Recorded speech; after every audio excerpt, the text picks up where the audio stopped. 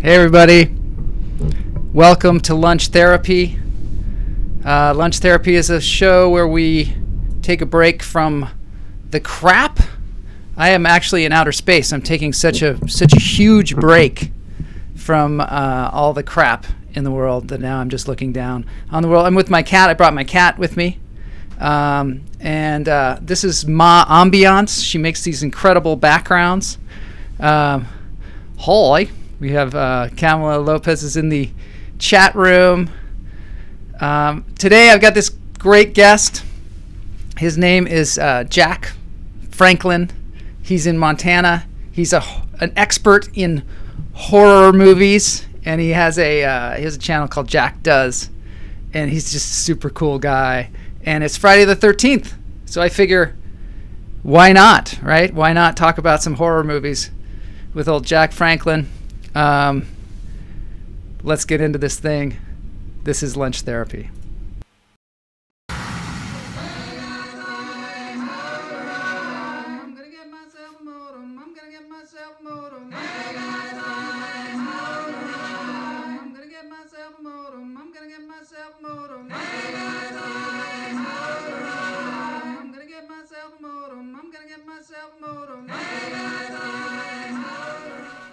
All right, here we are, and it is a beautiful, beautiful snowy day. Pam Palmieri, hi. She's enjoying the view out the window. This is the view at the Moose Lodge, Todd Lee's Moose Lodge, up there in an undisclosed location in Washington State. Mark Strignell is here. Hi, Mark.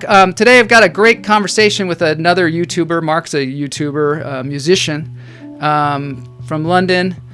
Hum, we're here with the hummingbirds. Everybody's humming. Mark Strignell is another fantastic YouTuber. Check out his channel. Subscribe, hit the bell. He's putting out music. And today we have a YouTuber named Jack Franklin. We're going to talk a little YouTube stuff as well as horror movies and all kinds of stuff.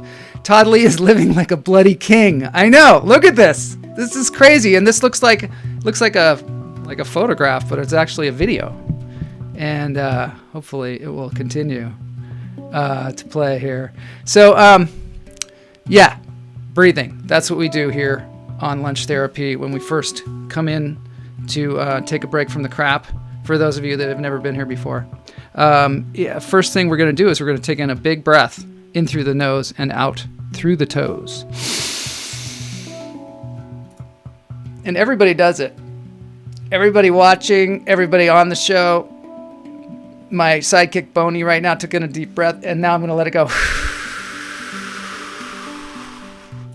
Everybody's saying hoy. We say hoy here on the show. We don't say hi. Nope, we never say hi. Welcome, my subjects, even you, Cam. He's living like royalty. Jack Does is here. All right. He says, I hope you enjoy the podcast. It was a lot of fun. Yeah, so that's Jack Does making an appearance. He's going to make a longer appearance here. In through the nose, out through the toes. Hold it. Exactly. What is a podcast? I don't know. Let it go. As many of you know, Kamala and I had a podcast called Fat Free Film, still available out there on podcasts. Will I be allowed inside the moat? I'm a very loyal subject, given the proper title. We used to have a podcast called Fat Free Film, where we did podcasting. This is going to be a good one. So, in through the nose, out through the toes, one more. Hold it. Let it go.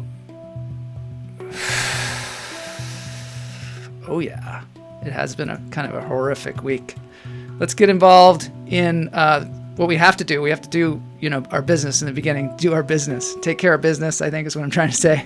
Let's get on there. Let's get in there and check out some animals eating pumpkins.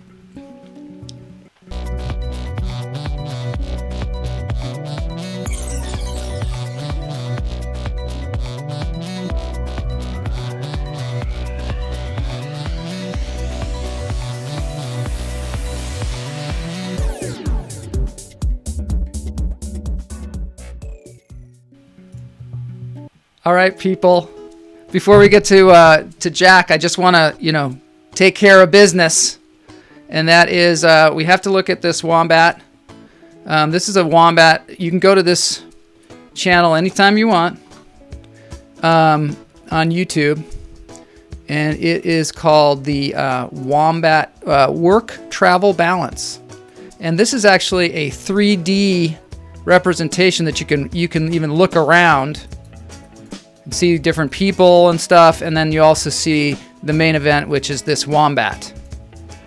So, a lot of you were saying when we had Ben Gervich on the show, he didn't find a Wombat. So I thought, I'd show some until he can, get his shit together and find a Wombat out there.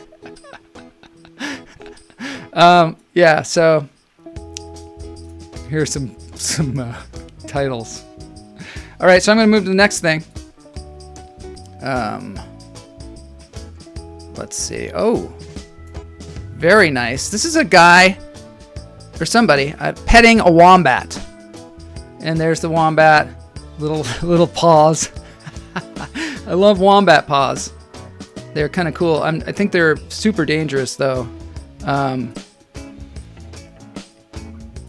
don't know if they're super dangerous. I've never even seen a Wombat. We're going to have to go on a field trip and see a Wombat.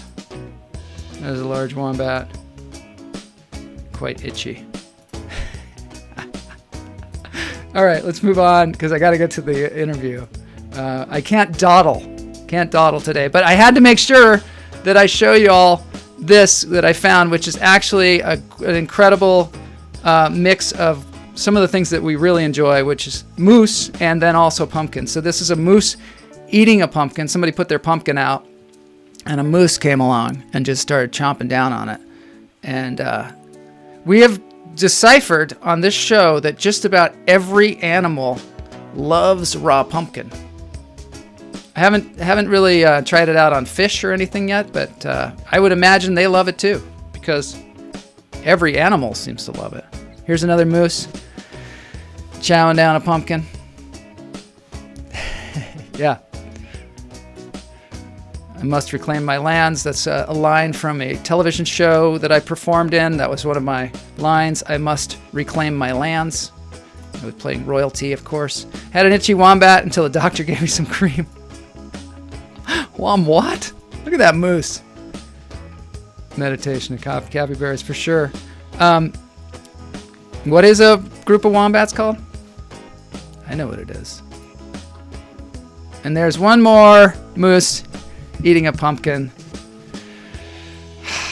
I'm sure if there are fans of Jack Franklin's on the show right now going, hey, I can't wait to see Jack Franklin. They're like, why are we looking at pumpkins? And why are we looking at mooses? But then they look at them and they're like, whoa, this is great. This is pretty fantastic. There's somebody trying to take a picture of the moose, and there's a guy on the phone going, I got to get this moose out of it. Could somebody get this moose removed from my back porch? Oh, man. The wisdom of wombats. Exactly. And then finally, some horses eating pumpkins. Thank God they're not eating wombats. All right, so we're moving on. It is now time for Interview Friday with Jack Franklin. Let's get in there.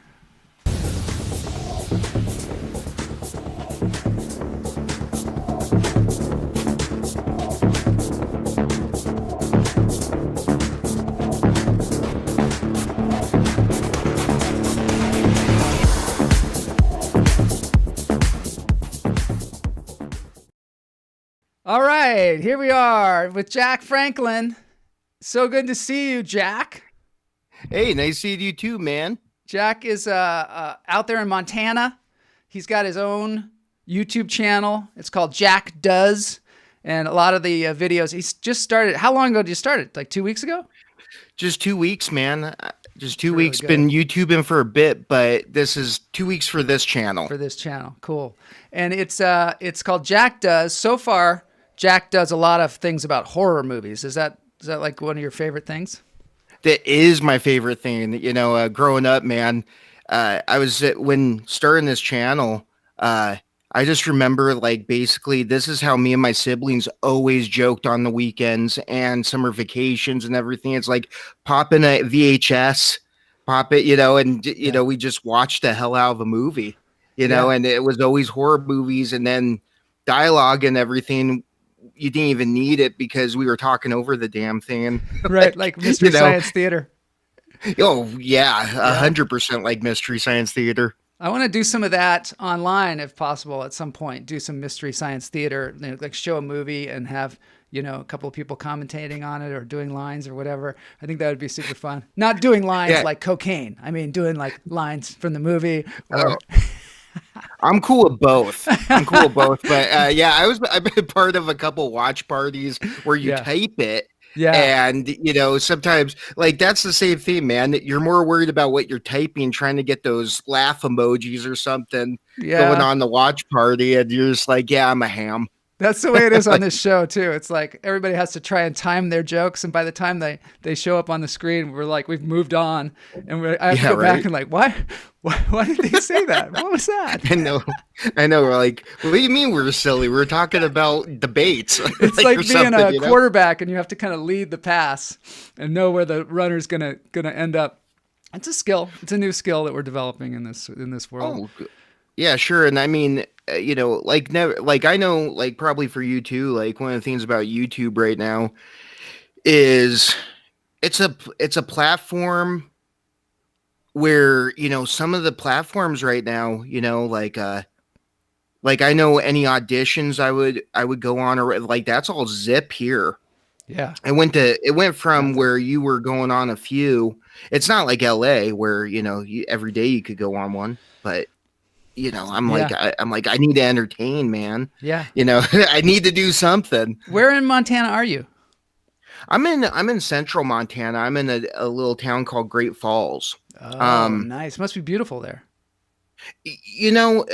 yes, there's definitely prettier places in Montana that, Yeah, I mean, if you go out to like where Justin Timberlake and all those guys apparently have a house like Bozeman, yeah, that is gorgeous. It's yeah. like you wake up and it looks like a painting. Uh-huh. Where here it's a little flat, I Yeah, mean, but yeah, it's open, it's pretty.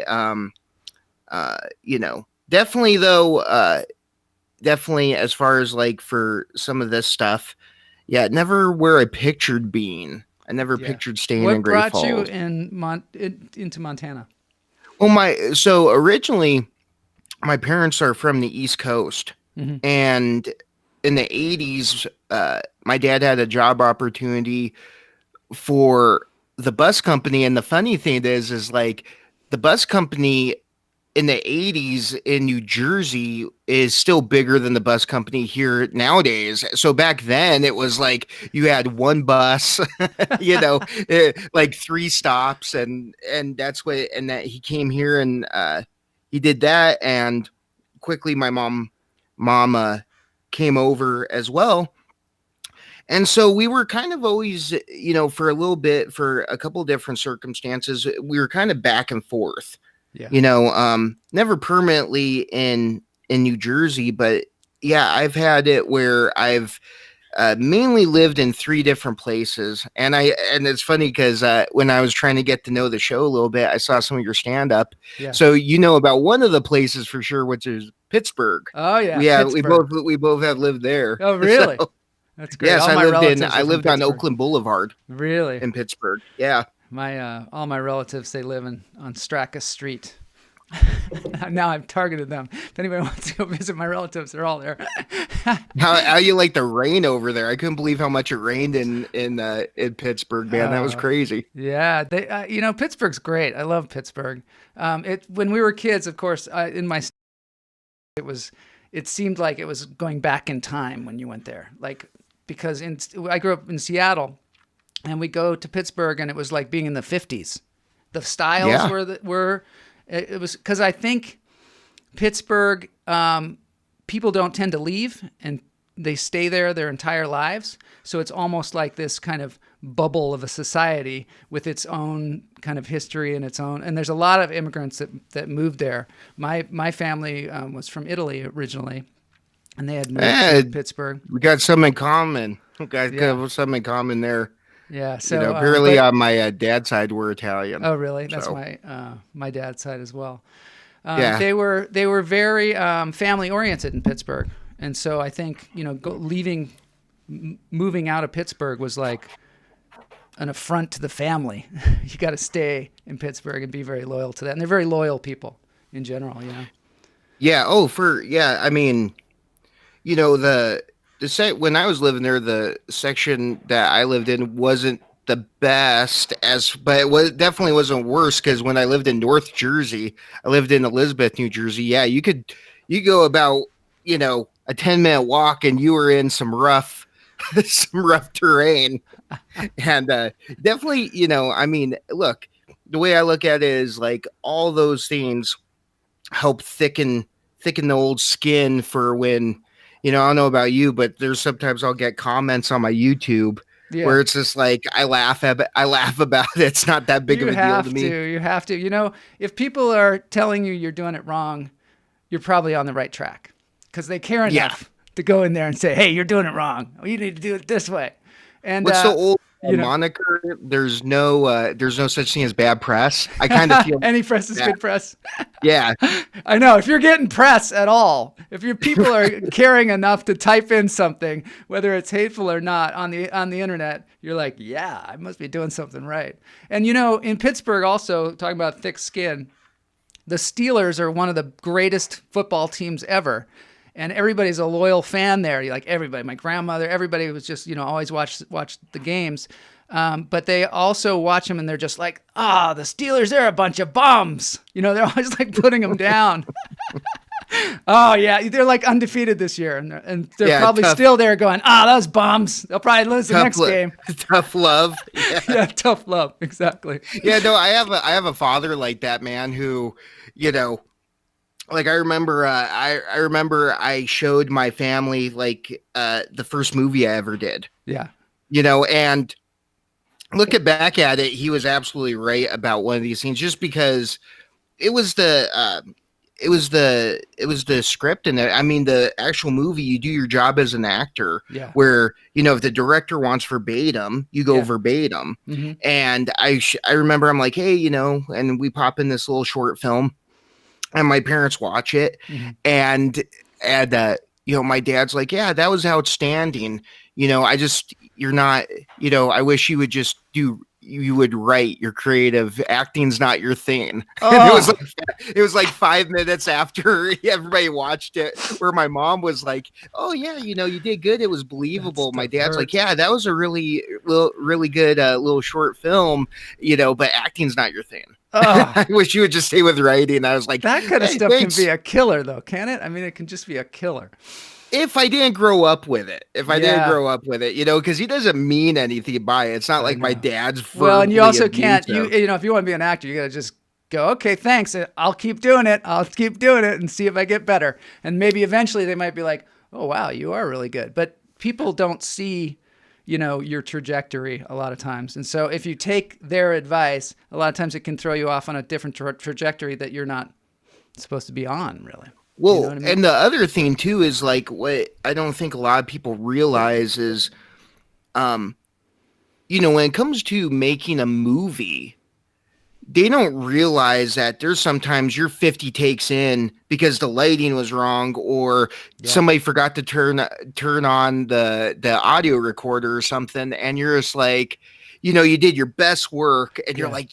And then they're like, no, you got to do it over. But we really like that way. So can you do that again? And you're like, I'll try.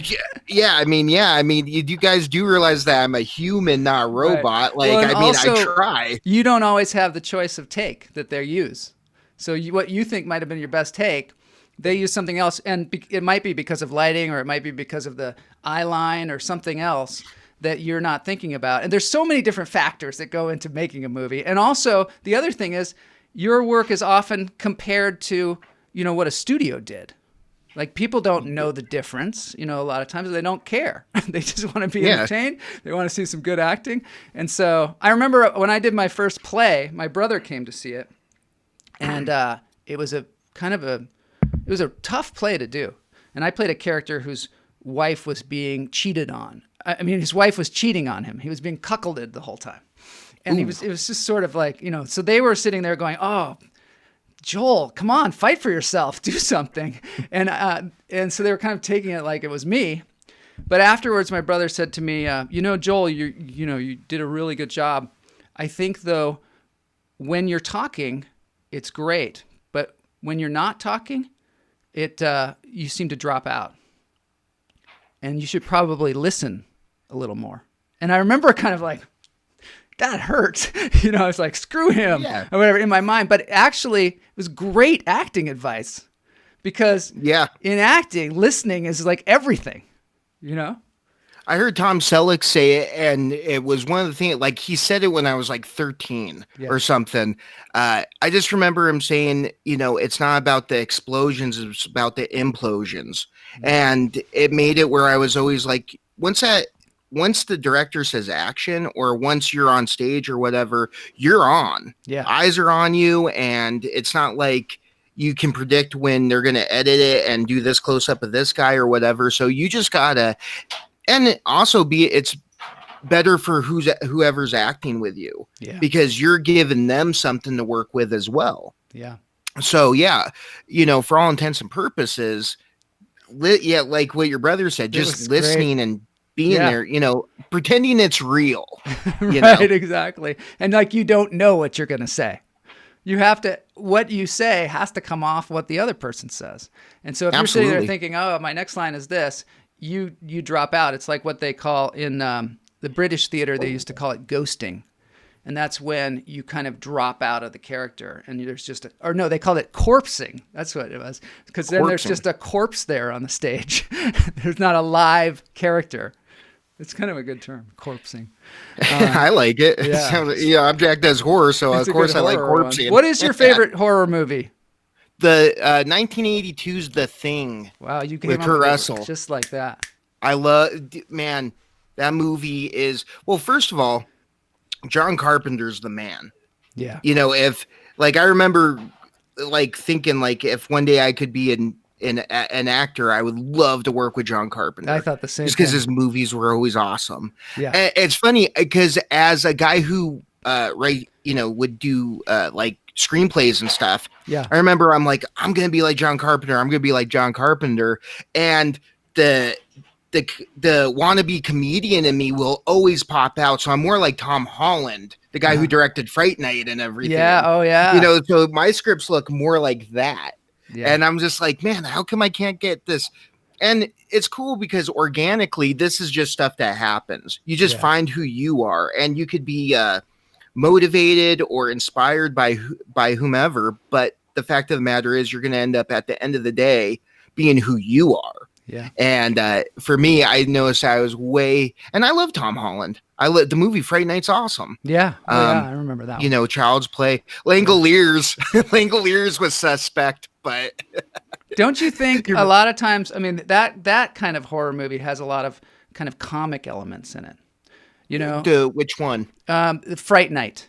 Oh yeah. You know what I mean? Like there's a comic kind of bent to it. Whereas something like Halloween doesn't feel like there's any comedy going on there. You know what I mean? But it's still the same, it's two different ways of getting there, but it's the same thing, because what happens is you care about your protagonist one way or another. The one problem, and I love 80s slasher, but one of the problems with like a Friday the 13th or whatever is the majority of the characters you're not invested in. Yeah. Where if you watch Halloween, how they set up the first half hour, you get to know your protagonists, your good guys. Yeah. And so same with Fright Night. And it may have been through comedy where, you get to see where you care about the characters and stuff. But the same thing, when they put them through the ringer, that's when you're like, oh no, don't let it happen to this character. You have to be invested in that. You have to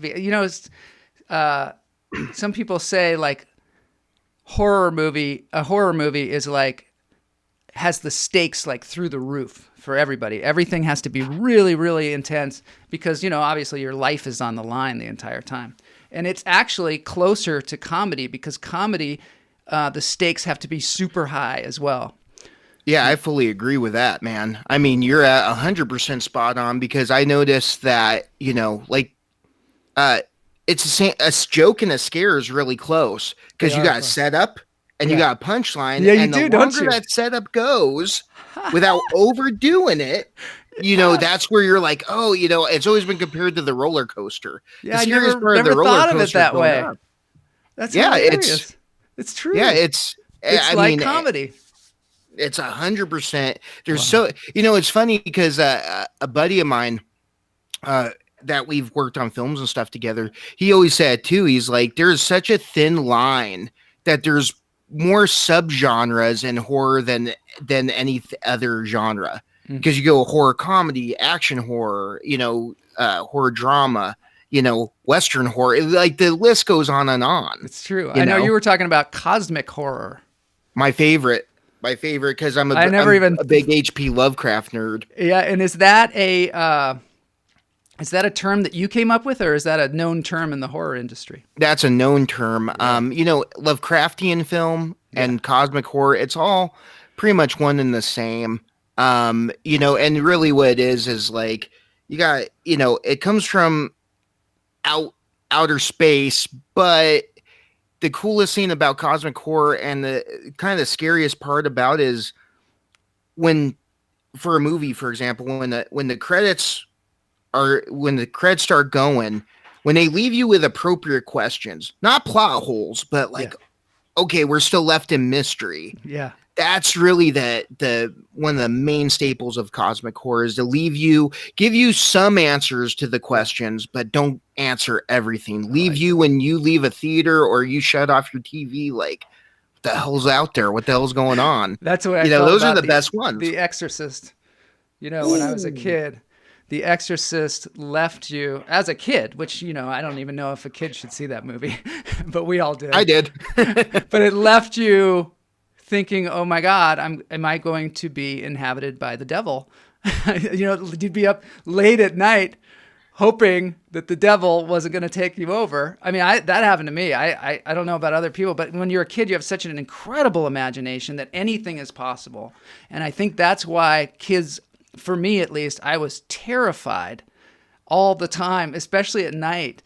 Like at night, before I went to sleep, I would try and think of a unique way that I was going to die. And I had to think of, this was like, I don't know, OCD or something. But I thought if I was expecting it, then it wouldn't happen. I don't know what that mentality that I had, but it's like, the chances of something happening horrible to me when I'm expecting it are like none. So if I think of a new way to die every single night, then maybe nobody will come in and kill me. I don't know what that logic is. Well, I'll tell you this much, man. I remember The Exorcist because I grew up Catholic. Oh. I grew up Catholic, and my mom, my parents were both, my dad was the classic, I think, Catholic father, in the sense of like where he was Catholic, but Sunday football was way more important than church and stuff. Where my mom, she was Catholic. Yeah. So when we watched The Exorcist, the fear that was coming off my mother and mainly my mom, like I felt that vibe. Yeah. And I remember I was always I was way more afraid of Michael Myers than I was of being possessed, because I remember sitting in church and they would always say like, like as long as you believe in God, nothing can protect, or nothing evil can hurt you if you have true belief and all that. And I was like, okay. And those kind of stuck with me, kind of, sort of. Oh, so you thought you were kind of protected. It's kind of. I mean, I've never really been overly like religious. I think like most kids, like when your parents are like, and it wasn't like we were, saying our prayers before dinner. We weren't that kind of family. I mean, like I said, we'd pop in rated R movies when I was like 6. It wasn't like we were these, devout. But with that being said, we had this thing where, the devil and everything was a big deal. And for me, I'm just like, okay. So this isn't the crazy story I'm going to tell, but this is an add-on. This is a plus, a bonus. Yeah. My dad taught us about strangers through movies. Oh Okay, no. like yeah. So when I watched Halloween, Yeah. that's why you don't talk to strangers. And he even showed me I forget the name, the Adam Walsh story, Yeah. John Walsh's son. I mean, Yeah. that was traumatizing. Ugh. I remember walking to a babysitter's and I would like see a car pass by and be like, just run my. I was just like, I'm gone. I'm Yeah. gone. That guy obviously is trying to kidnap me. Yeah. So that's how I my guess father that's true. taught So us. things that are like, you see something like Halloween and you're like, you leave the theater, or you stop watching it and you're like, that could really happen. I watched Halloween on Halloween night one time when I was a kid, and then I had to walk through the woods to get back home. And that was the scariest thing, scariest point of my life, I think. But I kept seeing, you would see in your mind Michael Myers walk out from behind a tree, or just standing there, and that face, and it was so horrifying. And you hear the music, but it was like in your world. It was not like you could leave an alien movie and kind of think, well, that was, or you could leave, I'm not in space. I'm not going to be attacked by a space creature. It's something you could leave behind, but not necessarily the Michael Myers or even The Exorcist, because you're like, oh, well, that could actually happen. It does happen. It probably does happen. You're not really going to find any solace in it. And where I grew up, Seattle, Washington, there were tons of serial killers there at the time. Oof. Yeah, there was. Yeah. Yeah, there was. And so it was, and you would also see things that were indicating that there were predators out there. Like I remember one time I was walking to school, and on the ground were all these Polaroids, and you pick them up, and it was a picture of somebody took a picture of their erect dick, and they threw them out there where the kids could find them. Yeah. Oh my God. You're kind of like, well, this is around, this is happening. So when you see something like Michael Myers, you're kind of like, oh, well, that's actually a possibility. So then you start to see it everywhere in your life. And that, to me, and I think the other thing is the most horrifying movie that I saw when I was a kid was Jaws. Because anytime I go in the water, and even today, I think about the possibility of something coming up from the depths and eating me or biting my leg off. I remember being on the beach in New Jersey, and I was in pretty good shape. I was like 19. I was in really good shape, and there's girls all around and stuff. So like I made sure, I did some push-ups before getting to the, I wanted to be looking swole. And I'm like, yeah, I never swam in the ocean. Yeah. I'm like, I'm swimming in the ocean today. I'm gonna look like James. I'm gonna look like Daniel Craig from Casino Royale or something. And so I've even tried to like squeeze the abs in enough to be like, yeah, I'm ripped. And I run in the water, and as soon as my head dives, my imagination is there's a shark with his mouth open, just waiting for me to jump right in. Yeah. And I get up and I'm flaring around. I'm like drown, like I'm like, and I'm in like 2 feet of water, man. Like, and everybody's looking at me in this like 10-foot proximity. And I'm just like, I completely embarrassed myself. And I remember I just was like, I sat on the beach the rest of the day and was just like looking around like, man, I hope people forget about what the hell just happened. I know. So I think those kind of things, that movie, I think, affected most of us in a huge, huge way.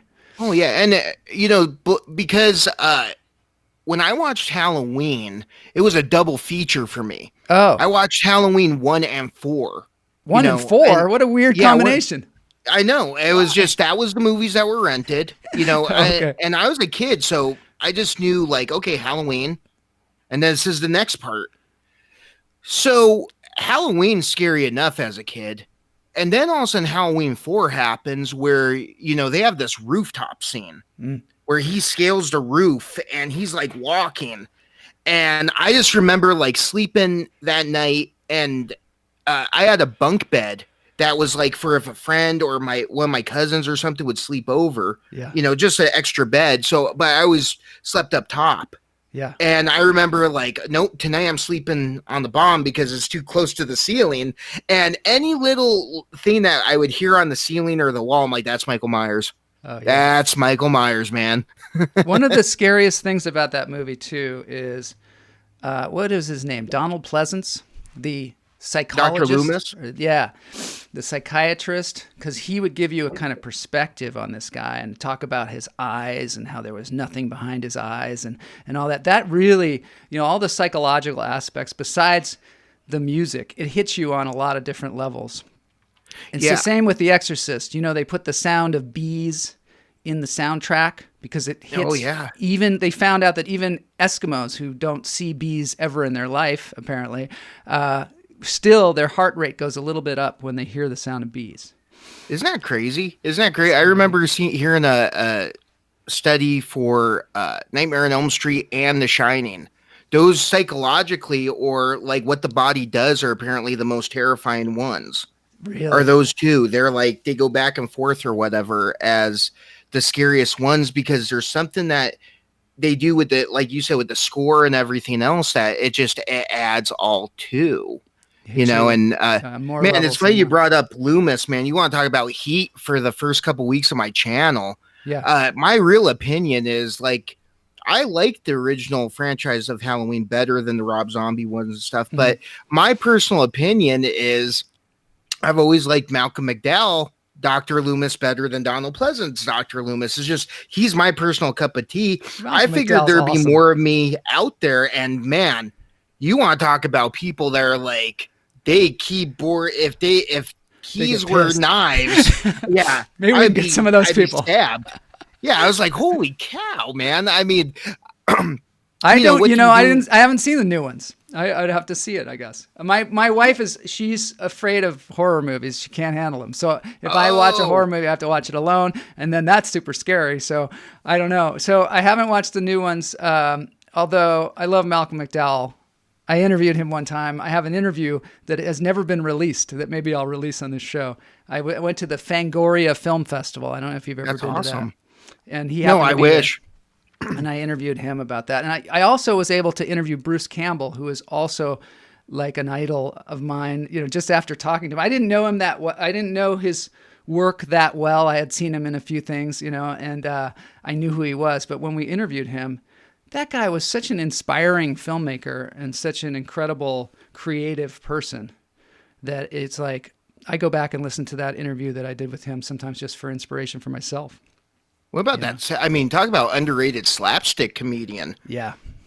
I mean, holy cow. What a throwback to comedy that he did in horror comedy. That's what I think about when I think about that, comedy and horror being kind of similar. And now you've kind of really put it together for me. I used to go in to see horror movies when I was a kid, and we used to sit in the back and we'd get to that moment where it got really tense, and then we'd yell. And you would watch the entire audience jump. And we thought and then they'd laugh. They'd go, ah! And then and then they all turn around. And that was super fun. That's really what my channel, when you make a YouTube channel, what you want to do, from studying it and stuff, is you want to go in with like, okay, what's my idea? What problem am I trying to solve? And then am I able to make this into something lucrative possibly? Mm-hmm. Obviously, as an artist or whatever, you want that to be the least important, is whether you can make money off of it or not. You want it to be, but it'd be nice. It'd give you more creative freedom if you have the absolutely money, obviously. So the problem, like, it can't be the focus. It can't be the focus because it's absolutely not. So my issue that I was like, well, I want to talk about horror movies, but I want to be myself when I do it. And the problem I'm trying to solve is that when I go on YouTube and stuff, there's so many people that have two different ways of doing it. Either one, they're so serious, mm-hmm. or two, they're trying to be funny and they kind of are, kind of not. And if they would, and this is something I had to find out through trials and tribulations, if they would make content for the platform, mm-hmm. then they would come across funnier. The problem is when you're making content that could be for any platform, including YouTube, instead just something YouTube orientated. You have it where it's this thing where,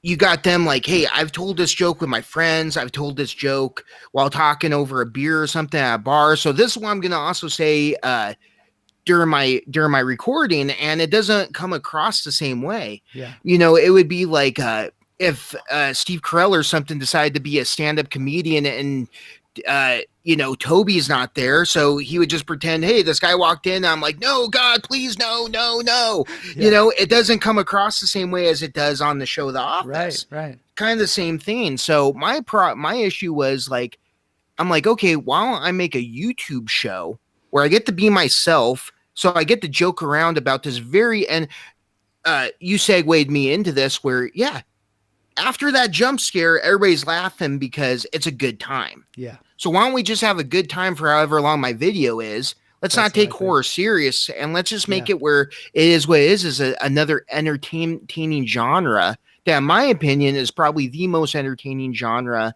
there is. Cool. Yeah, and that's the thing, is you have to have something that you're enthusiastic about.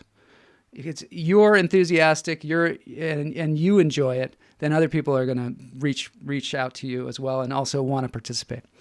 You're your brand. Yeah. On YouTube, you're your brand. It's, as a guy who has made films and stuff, that's how I used to go into it, is like the project's the brand, where it's, and don't let people behind that curtain, that proverbial curtain and stuff. And YouTube's a whole different animal. It's totally different. So that's the thing. When I started doing my show, we go into lockdown. That's when I started it.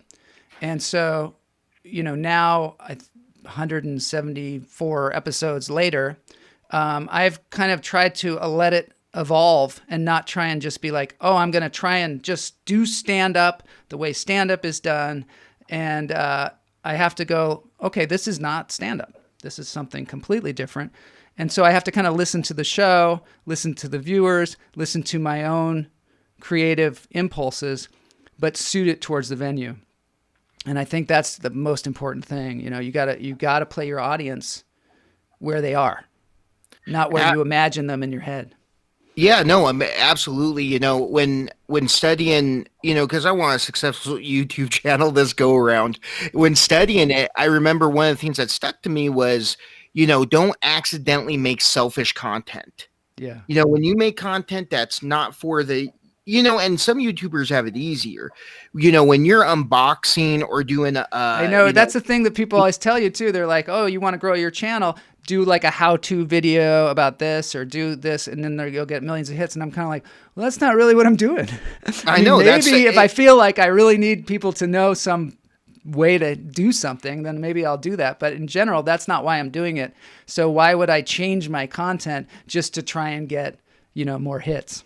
Yeah, it's a slower burn, but I think like we're definitely both in the same boat where it's a slow burn, but we're hoping that once this picks up, because that's one thing that I've noticed about like the difference between acting in a movie and doing this is I like being me and not being a character on YouTube, wherein when I'm acting, I enjoy making pretend I'm somebody else. Mm-hmm.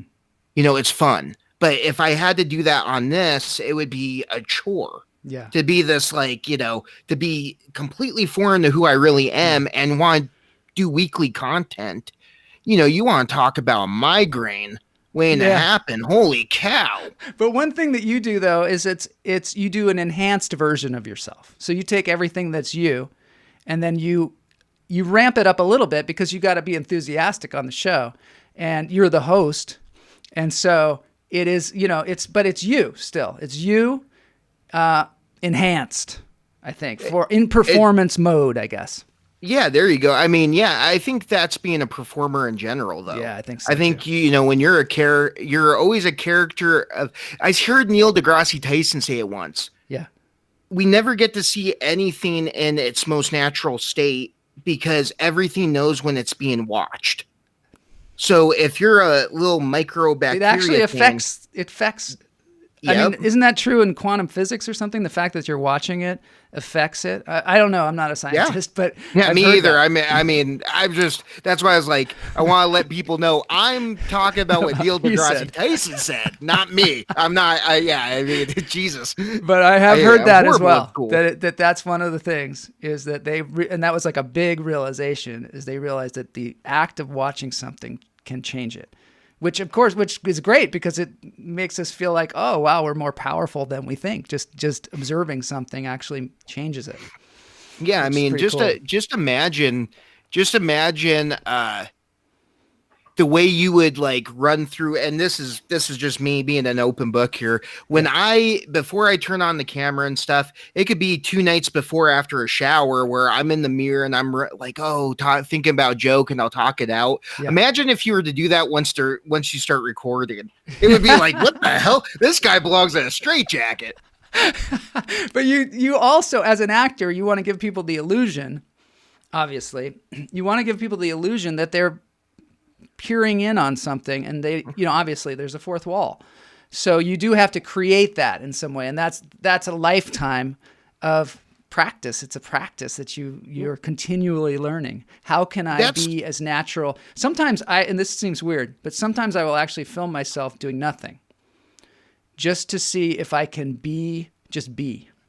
No, I get it. Here's the thing that I notice that's the same, I think, for stage and on camera. That's completely, once again, foreign to YouTube, which is you don't look at the camera, just like you wouldn't look at the audience because you want the whole audience to feel like they're being looked at.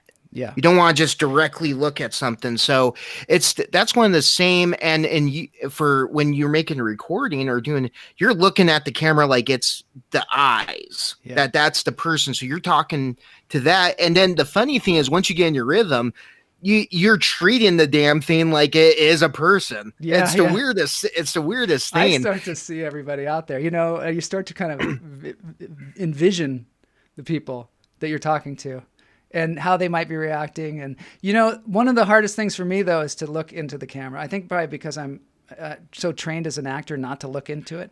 And also I want to see how the show's going. So I'm always looking at the computer. So when I do look at the camera, though, it's more effective, especially if I'm doing like a routine or some kind of stand-up on the show. It's much more effective if I look at the camera, but it's a practice that I'm still getting used to. Yeah, that's super brave, man. I mean, I think that's the other thing that anybody who watches this should understand is it takes some kind of guts to get on here and say, I believe I'm funny enough to tell some jokes, and you don't get the instant gratification of people laughing. Yeah. So you don't know if you're bombing. You don't know if you're doing a great job in between. You're just like, I'm telling these jokes. This is what's going to happen. Yeah. And then, I've actually started to invite like 1 or 2 people into the shooting. Yeah. And sometimes it destroys some of the audio takes. So there's a yin and yang to it. But I try and get that because it gives me something. Yeah. If I say a joke and it's not like a green screen joke, it's not like like I call myself a glorified prop comic for Jack Does Horror because the green screen is part of the comedy. Yeah. So it's not just I use things the green I'm screen saying. like crazy. So outside of those jokes, where, if I call in a scene or something, outside of those, but jokes I say, if I see people doing something where they're trying to be quiet and stuff, it drives me. And I'm like, okay, let's keep going. And, it's cool. That's why I like the live with the chat room because I get a lot from my audience. They give me jokes. They give me feedback. They give me a hard time sometimes. Like there's a running gag that I never have punchlines on the show, and it's so true.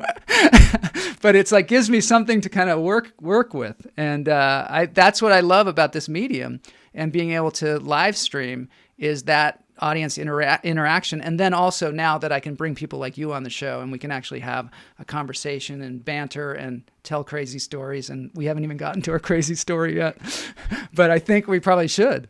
Don't you? Okay, yeah. Oh, yeah, man. All I right. mean, the funny thing is you'll bring something up interesting, Yeah. and I'll say, hey, that sounds like a good segue for my Yeah. crazy story. Right. And then you'll say something, and then I we'll know go I've, on. I've And seen that happen a couple of times in this conversation. And for some reason, yeah, I was so interested in what you were saying. The last time I had somebody come on and tell a crazy story, I ended up cutting out the crazy story because the rest of it was so interesting. I was like, this is great. well, okay. Um, yeah, my crazy story is this.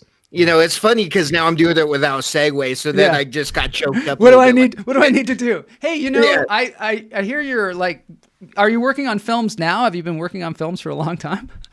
I don't know what I'm gonna say. Yes, Joel. Yes, No, Joel, I it's have. not going to happen naturally, I don't think. So yeah, I remember. Okay, so for my crazy story, I'm gonna tell you how long the film took first. Okay. This film was going on 2 years long Oh. before production, not post production. Pre-production? No, not even including pre-production. I'm talking about when cameras are on and we're shooting daily. No. This scene is going like a year and 8 months. Oh my God. And so the first scene. Okay, so it starts out where me and a very good friend of mine, we meet up because he sees me reading a script that I wrote because I was just trying to make sure that it looked good. Yeah. I was like, where's the spell? If I'm going to float this around, I want to make sure. Yeah. He's like, hey, what's that? And, kind of fast forward through that. He got interested. He wanted to direct it. We didn't have the props or the budget. And he's like, hey, what if I turned it into something that's Lovecraftian? HP. I was like, let's do it. Yeah. I'm cool. We start doing this one that is called Cthulhu Rising. Was the first rendition of this. And we had this awesome old building that they let us have. This like 7-story building that we could run through it. And it was awesome. Great. The only problem was it was winter in Montana and nobody could some of the actors couldn't get to the set. Some of the people after a while didn't want to be a part. It was too tough of a thing. Mm-hmm. So I had some acting buddies. Yeah. And, I called them up, and was like, hey, would you want to be part of this? Here's the director's number. You guys talk shop. Ends up being where now we get a bar for this next scene. Wow. This bar with a back room that looks like this old, like where they would do a mafia hit. Yeah. It's like all bricked out and stuff. And this is now called Rise of the Ancients, where now we're playing these different characters. Yeah. And so I have to train my whole acting thing. I go from this like Western, like I was this cowboy, and now I'm this like street guy. Yeah. From like Boston or something. I'm like, okay, give me a few weeks. I end up doing it, and they never closed a bar. So all like you would hear casino machines, you would hear people talking like during the thing. Yeah. Some people didn't see the camera, so they thought it was real. Like there's this one scene where I slapped down a bar and tell the other actor enough, and people are like, "Hey, is everything all right?" It's like, cut, yeah, we're doing the thing. So, to try to say discreet, that actor fell out through some stuff. Yeah. And we end up getting this actor that I ended up having incredible chemistry with. His name is, and he's the final actor who played the character Oz in this movie called Irredemption. And that's the final title. And now we have everything going than we don't have a set. What? We lost the bar. We lost the big building. Oh no! Because people were like, "Yeah, you're not." Both you're of not the locations. They were like dictating the movie too. I know, and we're like, okay. So they go back in, make a production script where we get this old pizzeria. Yeah. But when I say old, I mean they gave us the keys. There's no plumbing, no heat. No. And this is where I said, well, what else could happen? Yeah. That was me making sure that the rest of this was going to be hell on earth for me, Joel. Oh, no. Man, the first scene was a fight scene. Mm-hmm. And the director, Josh Daigle, his brother Gabe Daigle, is a giant. He's like 6'5", and he's just a big thing of mass. Yeah. He's like a barn door. And the choreography, this is going to sound funny, but it was easy because it was just me getting my ass kicked for however long. To go back to where I wanted to segue into this, yeah, you could see me getting my ass kicked, but just imagine doing that for 45, 46 takes. And you were really like fighting? Like not like fake fighting? Well, fake fighting, somewhat but fake fighting.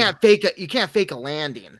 So when I'm getting thrown on a counter or on the floor or, into a ladder, this is all me hitting it. And I'm like, okay, let's just stay flat backed. Bruce Campbell. That was gonna be my other segue. I'm like, when I see him doing the flips and stuff and the Three Stooges, I'm like, yeah, I did that as a kid. I did that as a young adult. I'm doing it now. And now it hurts a lot more and stays for a lot longer.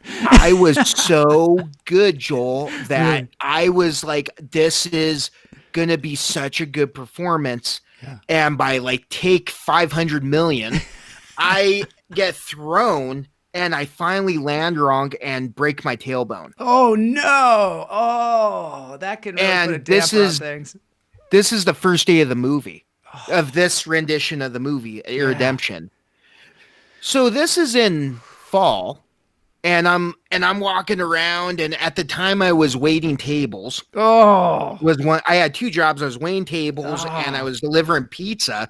And so I was either sitting and I'm like, ow, ow, ow. And they give you those like balloon things, those donuts. Yeah. That doesn't help. Yours like, every bump I hit, anytime there's a customer that wanted me to explain the menu, I'm just like, I just don't want to be here right now. My tailbone feels horrible. Much pain.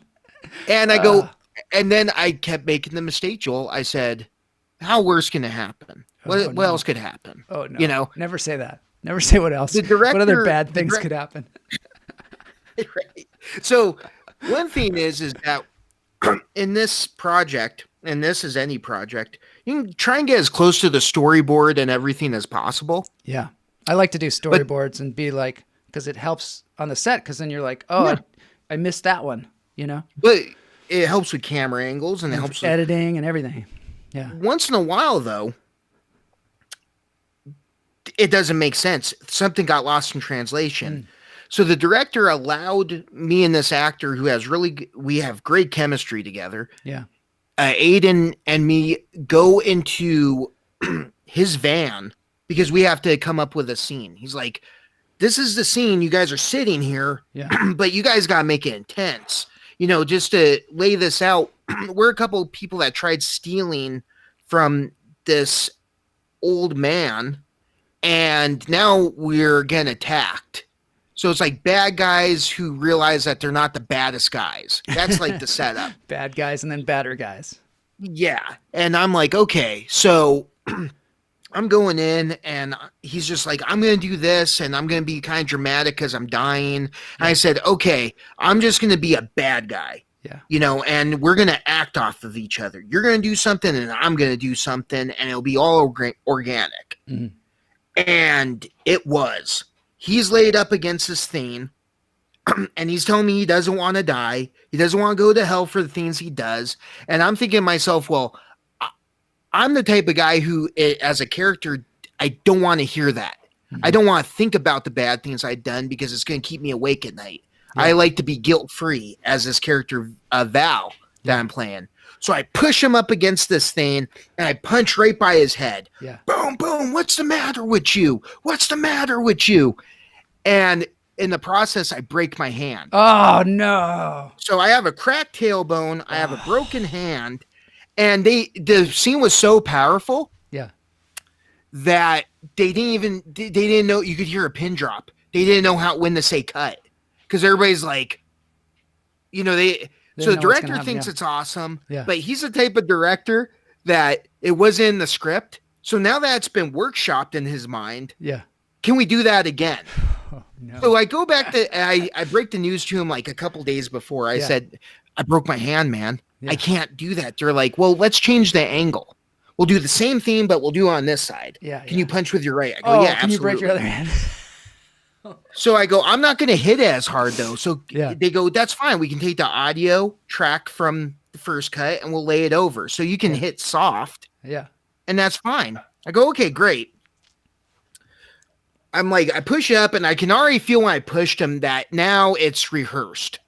Okay. He falls back and he's keeping himself safe. I don't push him as hard. The feeling's not there. Yeah. So, of course, I'm going to make the mistake and not clench my hand all the way. So I have this loose hand and I punch. I break the other hand. Oh, you did? So I have two broken hands, a busted tailbone. Oh. And this is where I do the best acting of my life. Really? Because I have to get up off the ground. I have to do all this stuff. Yeah. And what you see in that film is legit. I'm really having a hard time getting off the ground. I'm using things as crutch and as things to lean on because I am one hurting unit here. And we finally get done with the film. Yeah. Of course, outside of the film, I got everyday life. Yeah. I got, so I can do all the big stuff. I can wash my hair. It was the little thing, brushing my teeth, putting the keys in the ignition, writing my signature. Broken. Oh, that must be. Yeah, I'm walking around like this, and I had a bad habit that got fixed where I would push things open with my fist. Yeah. And every time I went to do that, it would just feel like my hand got lit on fire, man. So it's miserable. So a little. So then I'm not going to spoil this just in case it ever gets released. So I can't. The ending was very Evil Dead 2. Okay. I'll just say that was what inspired the camera angles. Uh-huh. And I remember, like, I got called back in, and you got to remember, my look's kind of the same as that look today. Mm-hmm. But for a year and 8-9 months, I had to look exactly the same. Yeah, that's always hard. So yeah. So I'm leaning against the scene. All I can think of is, man, I don't even like long hair and I'm going to let my hair grow out. I mean, I'm just so done with this at this point that I'm turning around like 80 times to let this effect happen. Uh-huh. And by like take 78, I'm just like, I'm done. And so I'm done. A couple weeks later, he called me. I go, how did everything work? Was my pain worth it? Yeah. I'm like, he was silent. I go, what's it? He goes, yeah, when you broke your other hand, we're not even using that take. The first take was actually best.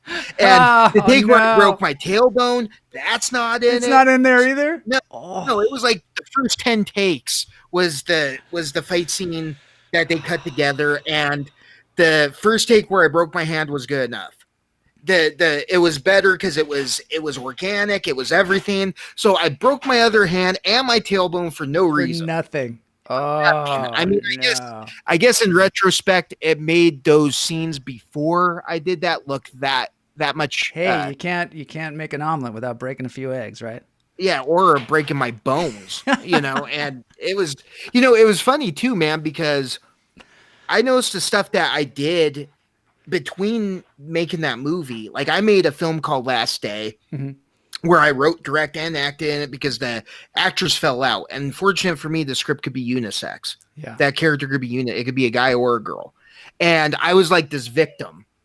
And then I did this sketch thing where I made it look really, really sketch comedy called Finger It Out about a really good friend of mine and his what happened during his he ended up getting prostatitis. So yeah, prostate exam.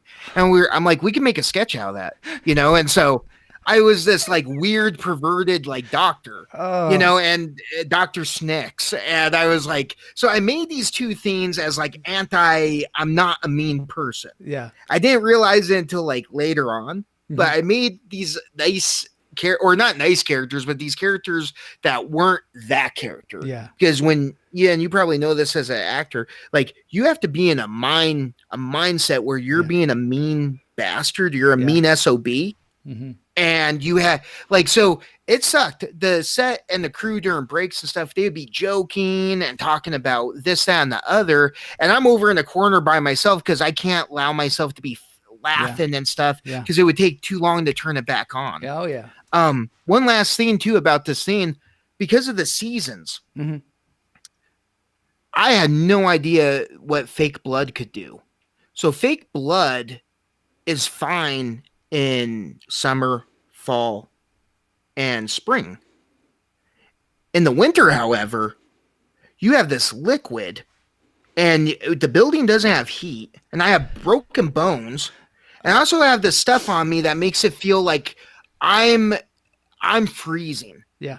You know how tough it is to act tough? I get act scared while being this because I'm shivering. Yeah. But as far as like acting tough, so I'm like telling people to shut the F up and stuff, and I'm and every time between Fragile takes, I'm like, and in pain. yeah, I'm like, thank Freezing. God there was a work light that they didn't use like a Fresnel or a flat or a softbox light. Yeah. They used for the outside. The only light that they could use was this like harsh work light, like this floodlight, and it gave off so much heat that between takes I would just be like underneath that thing, like in survival mode.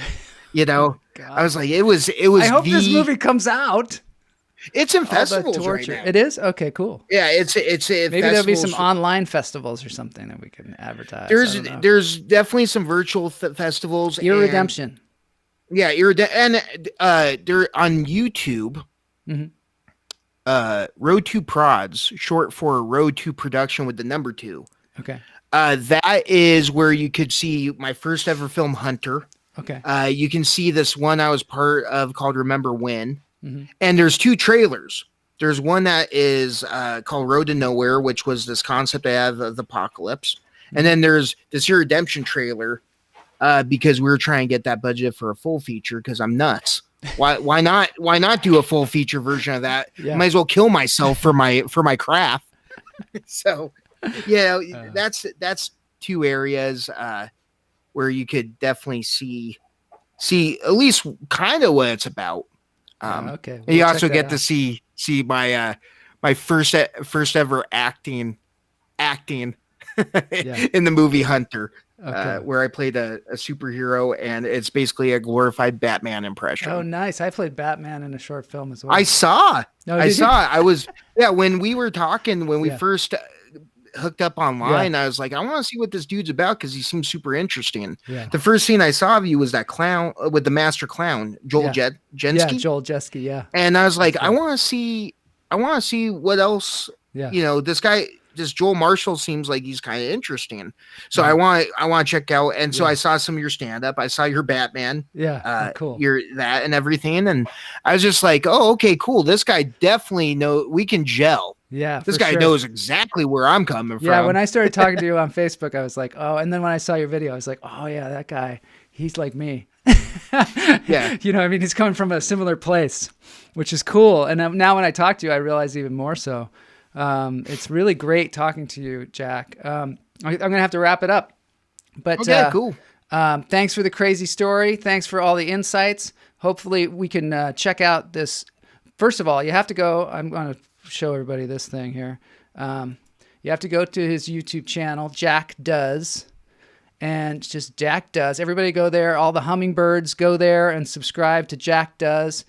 Check out some of these shows. Watch them all the way through because I guess it's better for the YouTube algorithm, right?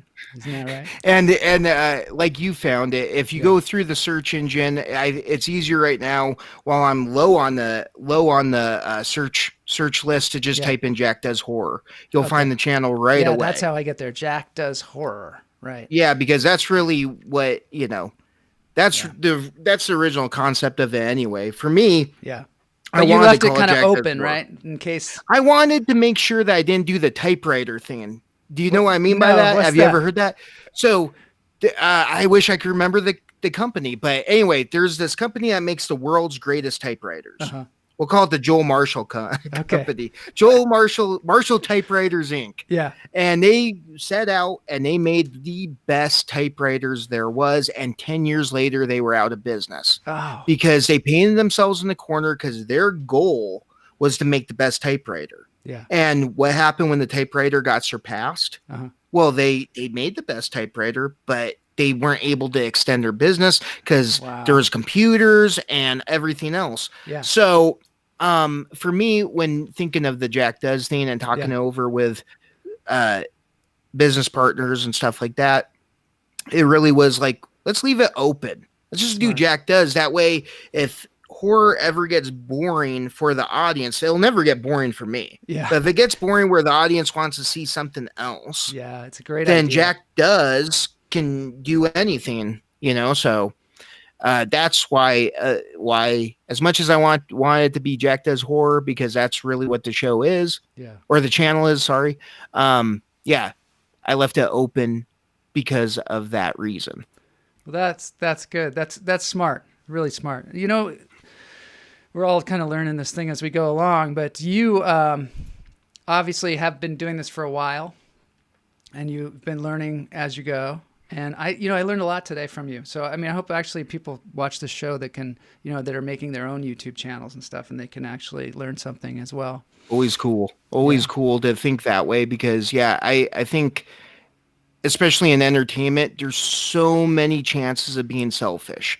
You got all these chances of being me, and anytime you get a chance to really be about others, it's always a really, really good feeling. Yeah. It's always a good feeling because you're like, man, I can give back, and even the people who I'm not going to say any names, but I got trolls and I got stuff like that already in 2 weeks. And I'm just like, you know what? You guys are cool, man. Yeah. I'm cool with, you guys could say the meanest stuff, but you know what? You guys are, you're watching it because attention. You're doing something with it. And for anybody who is a YouTuber who's being inspired by it, that's that part where you're an artist, man. That's that part that people might not believe this. I wish I had a polygraph test, but that really is more important than the money and everything else. Yeah, I think so as too. A creator and even stuff, even as a comedian, I've switched my mindset to not getting laughs, giving laughs. And that just little switch is really important. It's really important. Absolutely. You're 100. I couldn't think that might be the quote of the day, man. That is so true, because you could take that and you could replace that with any, you're trying to give instead of take. Yeah. And that is like one of the most important life lessons. Yeah. I think in general. So the fact that we can do this as entertainers, like that same kind of lesson of I want to give more than I'm taking, and you said it, man. I just made a mistake on Reddit, man.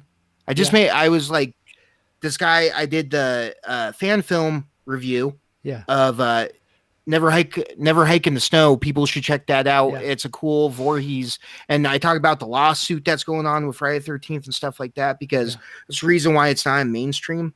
I wondered why you had that hashtag that said "Stop the lawsuit." I think it said. Yeah, end the lawsuit. I was like, "What? Are you getting sued?" No. It's because of that. And I was like, this guy was asking about it, and I'm like, I'll do one for others the way I would want for me. Yeah. So instead of reading something, I'd like somebody to send me a link. Yeah. Apparently on Reddit, that's a no-no. Really? Don't send a link. Yeah. Okay. If you make a post, if you embed your link in a post and you're saying something, that's okay. But if you're answering somebody in a comment with a link, they spammed me. I directly messaged him and was like, "Hey, I apologize. I'm sorry. I didn't mean it. This is what I was trying." Yeah, and so now I know. Don't send links of your Reddit etiquette. Yeah, Reddit etiquette. I even used that for him. I'm like, I looked up Reddit etiquette and I realized that I was being an idiot. I apologize. So I'm still learning as I go, and I feel like that's part of the fun. The mistakes suck, but they make you better in the long run. That's right. What doesn't kill us makes us stronger. That's right. Katy Perry was so right. Oh wait, no, that's not Katy Perry. What's her name? I don't know. Kelly Clarkson. Does she say that in the song? I think somebody else said that beforehand. Oh yeah. I know Jean-Claude Van Damme. Yeah.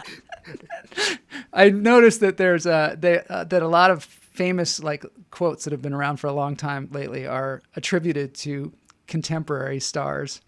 Like there's one that Robert Downey Jr. Everybody said Robert Downey Jr. said this one thing. I don't even know what it is, but it's some famous quote that is now attributed to him because I think he said it in an interview or something. No, I used one the other day that I heard. I can't even remember where I heard it, but it's same song, different verse, a little faster, a little worse. And on my modern, like on my shorter content, I have a couple notes and then I just go. Yeah. So I don't have anything scripted. And when that came out and I'm watching, I'm like, I said that, you know, where the hell did I hear that? You know, it's amazing what will come up when you're just riffing. Like the things that come up and you're like, wow, I don't even know where that came from. It's like you were channeling it somehow. I don't know how many times in my life in the last year I've used the term right as rain. And I think before that I may have used it once. Right. And I think I've used it like 1,000 times now in the year 2020. Like right as rain, right as rain. Yeah, we'll be right as rain. I never said that before. That's hilarious. Bob's your uncle was the other one that I did. That I said. Maybe we're getting older. Maybe we're getting older and we're starting to say those weird like. Don't you ever remind me of that. I see my face on editing all the time. I'm like, God, I'm gray. I got some gray here. Just embracing it. That's all you can do. Like that's all you can do. Clooney did it. Clooney did it, so we could do it. That's right. All right. Well, this has been great, Jack. I really appreciate you spending time with me today. And everybody go out and check out Jack Does Horror. You know, you can search for Jack Does Horror and you'll find Jack Does, subscribe to it. And then also the other thing that you said that I don't know, R2D2. What was the place where Road 2 Productions, and I think you can find it with Road 2 Prods. I'll put a link in the show notes. Road number 2 Productions, and you can check out some stuff. Oh, and one last thing, if people want to see some that way they know I'm out of my mind. If they want to see Finger It Out, the prostatitis sketch, and I made a cartoon called Apocageddon, which has 3 episodes, and you can look up Apocageddon and find that channel and look all those up. Just so people know, Jack Does wasn't my first attempt at trying to be a YouTuber. They could see where I was going with it, and they can also see that I'm out of my mind. For some reason, it doesn't. It's always good to let people know in advance. Yeah, like, sorry guys, I'm a little nuts. A little crazy. All right. Well, it's been crazy. Thanks so much for the crazy story and for everything. We'll see you. Hopefully, we'll see you on the show again sometime. Oh yeah, absolutely. Anytime, man. This was a lot of fun. Feelings mutual. Cool. You know, it was a great time, and I dig it, man. All right, man. I dig this all. Okay. I will talk to you soon. See you. Yeah, later, dude. Later. All right. That was the interview with Jack Franklin. Thanks, Jack, for being in the chat room. Thanks, everybody, for hanging in there. I know this was a super long lunch therapy, but, that's the internet. So I guess we're not really constrained by any constraints out there, and people can jump in, jump out. Whatever. Let's get on to the dance party. I have, because we're speaking to somebody from Montana, and everybody's such a huge fan of Great Falls, Montana. I've got another great Montanan, Dan Dubuque. Dan Dubuque, one of my favorites. Here he is. Dance party. Dance party. Love this guy. Here he is out in the snow. Some of you are in the snow, and it's good to know. I don't know if Jack's in the snow, but Dan Dubuque is. This is a kind of a quiet song. I gotta be quiet.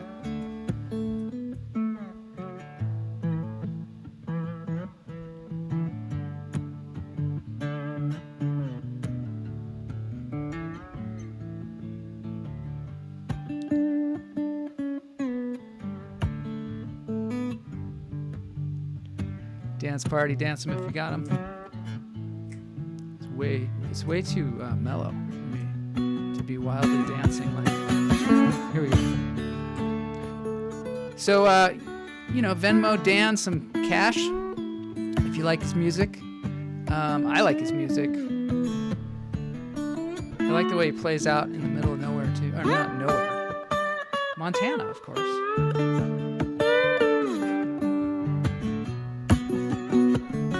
All right, thanks everybody for joining us on Lunch Therapy. See you next week.